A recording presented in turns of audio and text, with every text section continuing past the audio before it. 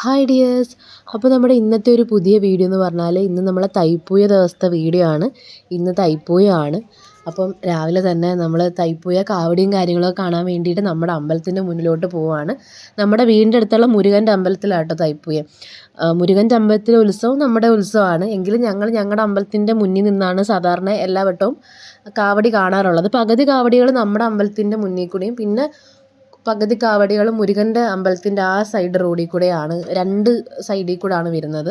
പക്ഷേ എല്ലാ കാവടികളും നമുക്ക് കാണണമെങ്കിൽ മുരുകൻ്റെ അമ്പലത്തിൽ പോയി നിൽക്കണം. പക്ഷേ ആ ഒരു സമയത്ത് അവിടെ നിൽക്കാന്ന് വെച്ച് കഴിഞ്ഞാൽ ഭയങ്കര ബുദ്ധിമുട്ടാണ്. കാര്യം രണ്ട് സൈഡിൽ നിന്നും അത്രയും കാവടികൾ വരുമ്പോഴത്തേക്കും ഭയങ്കര തിക്കി തിരക്കും ബഹളവും. പിന്നെ നമ്മുടെ തൊട്ടടുത്ത് നിൽക്കുന്ന ആൾക്കാരൊക്കെ ആയിരിക്കും പെട്ടെന്ന് അനുഗ്രഹിച്ച് വരുന്നതൊക്കെ. അപ്പോൾ നമുക്കത് ഭയങ്കര ഭയങ്കര ബുദ്ധിമുട്ടാണ്. അവിടെ അങ്ങ് നിൽക്കുമ്പോഴത്തേനും വല്ലാണ്ട് വരും.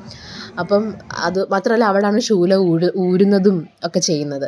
അപ്പോൾ നമ്മൾ ഇവിടെ നിന്ന് നമ്മളുടെ ഇതിലേക്കൂടെ വരുന്ന കാവടികളെല്ലാം കാണും. എനിക്ക് തോന്നുന്നു എല്ലാ വർഷത്തെക്കാട്ടിലും ഇപ്പം വർഷങ്ങൾ അടുത്ത് കഴിഞ്ഞ് വരുന്തോറും കാവടികളൊക്കെ കുറവാണ്. പണ്ടൊക്കെ നമ്മുടെ കുഞ്ഞു നാളിലെ സമയത്തൊക്കെ എന്ന് വെച്ചാൽ എത്ര നേരം നിന്നാലും കാവടി തീരത്തില്ല. 12 മണി ആ ഒരു സമയം വരെയൊക്കെ ഞങ്ങൾ കാവടി കണ്ട് നിൽക്കുക. പക്ഷേ ഇപ്പോഴൊക്കെ ഒരു 10:30 ആകുമ്പോഴത്തേക്ക് അങ്ങ് തീരുക. ഒരു പണ്ടത്തെ പോലുള്ളൊരു അത്രയും ആൾക്കാരൊന്നുമില്ല. എന്നാലും ഒരുപാട് ആൾക്കാരുണ്ട്. എന്നാലും അതിലും ഒരുപാട് കാവടികൾ മുൻ വർഷങ്ങളിലൊക്കെ ഉണ്ടായിരുന്നു. പിന്നെ പിന്നെന്ന് വെച്ചാൽ പറവക്കാവടിയും കാര്യങ്ങളൊക്കെ പണ്ടുണ്ടായിരുന്നല്ലോ. പക്ഷേ പിന്നെ അതങ്ങ് നിർത്തലാക്കിയായിരുന്നല്ലോ. പറവക്കാവടിയൊക്കെ ഇപ്പം ഇല്ല. അപ്പം അതുകൊണ്ട് ഇപ്പം നമുക്ക് പാലഭിഷേകവും കാവടിയും ശൂലം കുത്തും മാത്രമേ ഉള്ളൂ. പിന്നെ നമ്മൾ തേര് പോലെ വലിച്ചുകൊണ്ട് വരുന്ന അങ്ങനത്തെ സാധനങ്ങൾ മാത്രമേ ഇപ്പോൾ ഉള്ളൂ. പറവക്കാവടിയൊക്കെ ഉള്ളപ്പോഴാണ് ഭയങ്കര ബഹളമാണ് ആ ഒരു സമയത്ത്. രാവിലെ കാവടി തുടങ്ങുന്നത് ഞങ്ങളുടെ അമ്പലത്തിൽ ഒരു 6:30 ആകുമ്പോഴത്തേക്ക് എല്ലാവരും അനുഗ്രഹിച്ച് ശൂലം കുത്തി തുടങ്ങും. എല്ലാ വട്ടവും രാവിലെ അതാണ് കാണാൻ ആദ്യം പോകാറുള്ളത്. ഈ വട്ടം ഓർമ്മ വെച്ച നാളിൽ ആദ്യമായിട്ടാണ് ഈ വട്ടം അങ്ങനെ പോവാതിരുന്നത്. ഞാൻ പോയില്ല കാണാൻ വേണ്ടിയിട്ട്. എന്നുവെച്ചാൽ ഒറ്റയ്ക്ക് പോകാനൊരു മടി. അപ്പോൾ അമ്മയില്ലല്ലോ.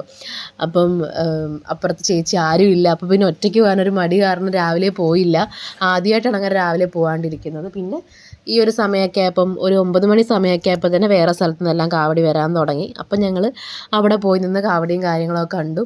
അത്യാവശ്യം നല്ല ദൂരെ നിന്നൊക്കെ വരുന്നവരുണ്ട്. അവരത്രയും ദൂരം തൊട്ട് ഇവിടം വരെ അമ്പലം വരെ നടന്നാണ് വരുന്നത്. അപ്പം കുറച്ചധികം പേരും അവിടെ നിന്ന് തന്നെ ശൂലം കുത്തിയിട്ട് വരും. പിന്നെ കുറച്ച് പേരും നമ്മളുടെ അമ്പലത്തിൻ്റെ മുന്നിലൊക്കെ എത്തുമ്പോഴത്തേക്കും അനുഗ്രഹം വന്ന് അവിടെ വെച്ച് ശൂലം കുത്തും. അതുകൊണ്ട് ഈ ഗുരുസ്വാമികളാണ് ഇത് ശൂലം കുത്തി കൊടുക്കുന്നത്. എനിക്ക് തോന്നുന്നു അവർ അമ്പലത്തിൽ ചെന്നതിന് ശേഷമാണ് ഈ ഗുരുസ്വാമികൾ പിന്നീട് ഭയങ്കരമായിട്ട് അനുഗ്രഹിച്ച് ശൂലം കുത്തുന്നത്. എനിക്ക് ഇവിടെ അച്ഛനുള്ള സമയത്തും അതുപോലായിരുന്നു. ഞങ്ങളുടെ അമ്പലത്തിൽ അച്ഛൻ ഒക്കെ ശൂലം കുത്തി കൊടുക്കുകയായിരുന്നു ചെയ്യുന്നത്. എന്നിട്ട് അതായത് മുരുകൻ്റെ അമ്പലത്തിൻ്റെ അവിടെ ചെന്ന് കഴിഞ്ഞതിന് ശേഷം ഇങ്ങനെ പ്രദക്ഷിണം വയ്ക്കുന്ന സമയത്താണ് അച്ഛൻ അനുഗ്രഹിക്കുന്നതും. അച്ഛൻ എല്ലാ വട്ടവും നാക്കിലായിരുന്നു ശൂലം കുത്തുന്നത്. പിന്നെ ശൂലം കുത്തും കാര്യങ്ങളൊക്കെ.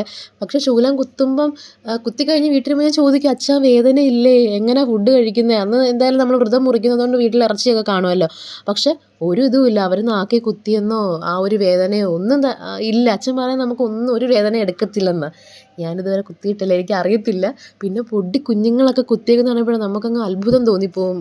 കൊച്ചു കുഞ്ഞുങ്ങൾ വരെ ശൂലം കുത്തിയിട്ട് പോകുന്നത് നമുക്ക് കാണാൻ പറ്റും. പിന്നെ പലതരത്തിലുള്ള കാവടികൾ, ഇത് കാണാൻ തോന്നുന്നു തേര് വലിച്ച് കൊണ്ടുപോകുന്നത് പോലെ അവരുടെ ശരീരത്തിൽ ഇങ്ങനെ കൊളുത്തിയിട്ടേക്കുവാണ് ഹുക്ക് പോലെ. പിന്നെ ഇത് പറവക്കാവടി പോലെ തന്നെയാണ് ഇതും. പണ്ട് തടിയിലെ ഇതിലായിരുന്നു, ഇപ്പം എന്തോ തേര് പോലെ സംഭവം. പിന്നെ അത് കഴിഞ്ഞിട്ട് പിന്നെ പീലിക്കാവടി. പിന്നെ വരുന്നതെന്ന് വെച്ച് കഴിഞ്ഞാൽ ഇതുപോലെ അമ്പലത്തിൻ്റെ അവിടെ നിന്ന് അനുഗ്രഹിക്കും. നമ്മുടെ അമ്പലത്തിലോട്ട് ഇറങ്ങി ചെന്നിട്ട് അവിടെ നിന്ന് അനുഗ്രഹിക്കുമ്പോഴാണ് പിന്നെ അവിടെ വെച്ച് ശൂലം കുത്തുന്നതും ചെയ്യുന്നത്. ആദ്യം പാൽക്കാവടി, പിന്നെ നമ്മുടെ കാവടി പോവും, പിന്നെ ശൂലം കുത്ത്. പിന്നെ ആ ചെണ്ടമേളത്തിൻ്റെ ആ ഒരു താളത്തിനാണ് ഇവർ ഒരു അനുഗ്രഹിക്കുമ്പോൾ ഉള്ളൊരു ഡാൻസും കാര്യങ്ങളൊക്കെ ചെയ്യുന്നത് കാണാം. പിന്നെ ഇതൊക്കെ എന്താ കാവടി എന്നറിയത്തില്ല. ഇതൊക്കെ ഓരോ നേർച്ച കാവടിയാന്ന് തോന്നുന്നു. എനിക്ക് തോന്നുന്നു കഴിഞ്ഞ വർഷത്തെക്കാട്ടിലും വീണ്ടും കുറച്ചും കൂടി കുറഞ്ഞിട്ടുണ്ട് കാവടി എടുക്കുന്നതൊക്കെ. പണ്ട് ഞാൻ എടുത്തിട്ടുണ്ട് പാലഭിഷേകം 2-3 തവണ എടുത്തിട്ടുണ്ട്. പിന്നെ എടുത്തിട്ടില്ല. നമുക്ക് പ്രായമായതിന് ശേഷം പിന്നെ എപ്പോഴും എടുക്കാനുള്ളൊരു ഇത് കിട്ടത്തില്ലല്ലേ. പിന്നെ എടുക്കാൻ പറ്റിയിട്ടില്ല. പിന്നെ ഈ കാലിൽ ആണി പോലത്തെ ആണിച്ചെരുപ്പ് ഇട്ടുകൊണ്ട് നടന്നു പോകുന്നതാണ് അനുഗ്രഹിച്ച് പോവാണ്. പിന്നെ ഈ ഒരു ചെണ്ടമേളമാണ് അവർക്ക് ആ ഒരു അനുഗ്രഹം വന്ന് തുള്ളുവാനുള്ളൊരു വൈബ് കൊടുക്കുന്നത്. ഈ ഒരു ചെണ്ടമേളത്തിനൊത്താണ് അവർ അനുഗ്രഹിച്ച് നിൽക്കുന്നത്. ഈ തൈപ്പൂയ ദിവസം ഞാൻ എൻ്റെ കൂടെ പഠിച്ച എല്ലാ സുഹൃത്തുക്കളെയും കാണാറുണ്ട്. ഞാൻ 10ാം ക്ലാസ്സിൽ പഠിച്ച എല്ലാവരെയും ഒരു 80% ആൾക്കാരെ ഞാൻ അവിടെ കണ്ടിരിക്കും. എൻ്റെ ക്ലാസ്സിലല്ലെങ്കിൽ തന്നെ വേറെ വേറെ ഡിവിഷനിൽ പഠിച്ചവരാണെങ്കിലും എല്ലാവരും അവിടെ കാണും. കാര്യം ആ ഒരു ലൊക്കേഷനിൽ എല്ലാ അമ്പലത്തിൽ നിന്നും ഇങ്ങനെ അവർ ദിവസങ്ങളോളം ഷെഡൊക്കെ കെട്ടി, നമ്മുടെ കാർത്തിക് സൂര്യയുടെ വ്ളോഗിലൊക്കെ പോലെ അവർ ഷെഡൊക്കെ കെട്ടിയിട്ട് അവിടെ താമസിച്ച് എന്നിട്ട് അവിടെ നിന്ന് ഈ ദിവസം അനുഗ്രഹമൊക്കെ കൊണ്ട് ശൂലം കുത്തിയിട്ടാണ് വരുന്നത്. പിന്നെ ഇതുപോലെ നമ്മുടെ അമ്പലത്തിൻ്റെ മുന്നിൽ എത്തുമ്പോഴത്തേക്ക് ഇതുപോലെ ശൂലം കുത്തും. ഞാനിപ്പോൾ ഒരു വീഡിയോ അതുപോലെ ശൂലമൊക്കെ കുത്തും. പിന്നെ ഒരു കാര്യം എന്ന് വെച്ചാൽ ഇവരുടെ കയ്യിൽ വടി ഉണ്ടാവും. വടിയെന്ന് വെച്ച് കഴിഞ്ഞാൽ നമ്മൾ ചെരുപ്പിട്ടിട്ട് ആൾക്കാർ നിൽക്കുന്നതാണ് ഇവർക്ക് ഭയങ്കരമായ ദേഷ്യം വരും. അതുകൊണ്ട് അവിടെ നിൽക്കുന്ന പലരുടെയും കാലിൽ ചെരുപ്പില്ല. അഥവാ ചെരുപ്പുണ്ടെങ്കിൽ ഇവർ എന്തെങ്കിലും വയലൻ്റ് ആയിട്ട് അവർ കാണിക്കുമ്പോഴും നമ്മൾ ചെരുപ്പ് ഊരി അങ്ങ് ഇടും.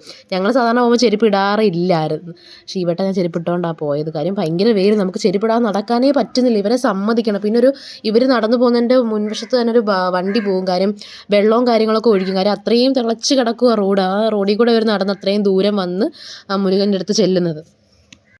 പിന്നെ ഇതെല്ലാം അനുഗ്രഹിച്ച് പോന്നവരാണ്. ഇത് മാടരാണെന്ന് തോന്നുന്നു, അറിയത്തില്ല. ആ രീതിയിലാണ് അവരുടെ ഒരു വേഷവും വാളും കാര്യങ്ങളുമൊക്കെ. പിന്നെ അന്നേരം അവിടെ കണ്ടൊരു വെറൈറ്റി ബലൂണാണ് കേട്ടോ, ഒരു നല്ല പേസ്റ്റൽ ഷെയ്ഡിലുള്ള ബലൂൺ. പിന്നെ ഇതാണ് ഞങ്ങളുടെ അമ്പലം. ഇവിടെ വെച്ചാണ് ഞാൻ രാവിലെ ശൂലംകുത്തും കാര്യങ്ങളൊക്കെ ഉള്ളത് ഇവിടെ വെച്ചാണ്. ഇനി അടുത്തത് വരാൻ പോകുന്നത് ഞങ്ങളുടെ അമ്പലത്തിലെ ഉത്സവമാണ് അടുത്ത മാസം. പിന്നെ അത് കഴിഞ്ഞപ്പോഴത്തേക്ക് മോരും വെള്ളം. പിന്നെ ഇങ്ങനൊരു പ്രത്യേകത, നമ്മൾ ആ ഒരു സൈഡിൽ പോകുന്ന വഴിക്കെല്ലാം നമുക്ക് മോരും വെള്ളവും കഞ്ഞിയും അതും ഇതും എല്ലാം കിട്ടും. അങ്ങനെ ആ ഒരു സമയത്ത് എൻ്റെ ഒരു സുഹൃത്തിനെ കണ്ടു. സുഹൃത്തിൻ്റെ മോളാണ്. അപ്പോൾ ചേട്ടൻ്റെ മോളിനെ കുറച്ച് നേരം എടുത്തു. പിന്നെ അത് കഴിഞ്ഞിട്ട് ഞങ്ങൾ മോരും വെള്ളമൊക്കെ കുടിച്ചു. അപ്പോൾ നേരെ വീട്ടിൽ പോകാമെന്നായിരുന്നു പ്ലാൻ. പിന്നെ ഇവിടം വരെ വന്ന സ്ഥിതിക്ക് ശരിക്കും അമ്മ ഒരുപാട് മിസ് ചെയ്യുന്നുണ്ട് കേട്ടോ.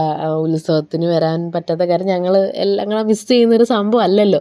അപ്പോൾ അമ്മയ്ക്ക് വരാൻ പറ്റാത്തതിൻ്റെ ഭയങ്കര വിഷമമുണ്ട്. അപ്പോൾ അടുത്ത വർഷം നമ്മളതൊക്കെ പരിഹരിക്കും. പിന്നെ അത് കഴിഞ്ഞ് ഞങ്ങൾ അമ്പലത്തിലോട്ട് ജസ്റ്റ് ഒന്ന് പോകാമെന്ന് വിചാരിച്ചു. ഭയങ്കര വെയിലായിരുന്നു. ആ സമയത്ത് ഒരു ഐസ്ക്രീം കുടിച്ചു. പിന്നെ ഞങ്ങൾ പോകുന്ന വഴിക്കെല്ലാം വെള്ളം കുടിച്ചു. പിന്നെ അവിടെ ഒരു വലിയ ക്യൂ, കഞ്ഞി കുടിക്കാൻ വേണ്ടിയുള്ള ക്യൂ ആണ്. പക്ഷെ ഞങ്ങൾ അവിടുന്ന് കഞ്ഞി കുടിച്ചില്ല. കാര്യം ഭയങ്കര തിരക്കായിരുന്നു. പിന്നെ ആ ഒരു പോകുന്ന സൈഡിലെല്ലാം കച്ചവടക്കാരുണ്ട്. ഇത് ഒരു വഴിയാണ്. ഇനി അപ്പുറത്ത് വേറൊരു മെയിൻ വഴിയുണ്ട്. ഇതാണ് ശാസ്ത്രപ്രകാരമുള്ള വഴി, രണ്ടാമതെടുത്ത വഴിയാണ്. നമുക്ക് മുൻവശത്ത് വലിയൊരു വഴിയുണ്ട്. പിന്നെ അമ്പലത്തിൽ വന്നപ്പോൾ അവിടെ മഞ്ഞനീരാട്ട് തുടങ്ങിയില്ലായിരുന്നു. അവിടെ വെള്ളമൊക്കെ മഞ്ഞൾ വെള്ളമെല്ലാം തിളച്ചുകൊണ്ടിരിക്കുന്നേ ഉള്ളൂ. ഇനി ഇത് ഇവർ പൂക്കുലയ്ക്കകത്താണോ വേപ്പിലയ്ക്കകത്താണോ എന്നറിയില്ല. അതിനകത്ത് വേപ്പിലയ്ക്കകത്താണെന്ന് തോന്നുന്നു. അതിനകത്ത് മുക്കിയിട്ട് ദേഹത്തിങ്ങനെ കോരി തിളപ്പോടെ തന്നെ ദേഹത്ത് കോരി ഒഴിക്കും. അതാണ് മഞ്ഞനീരാട്ട്. പിന്നെ അത് കഴിഞ്ഞ് ഞങ്ങൾ ഇങ്ങനെ കുറച്ച് നേരം നടന്ന് തിരിച്ച്, നല്ല വെയിലാണ്. പിന്നെ തിരിച്ചു വരുമായിരുന്നു. പിന്നെ ഞങ്ങൾ കഞ്ഞി കുടിക്കാമെന്ന് വിചാരിച്ചു.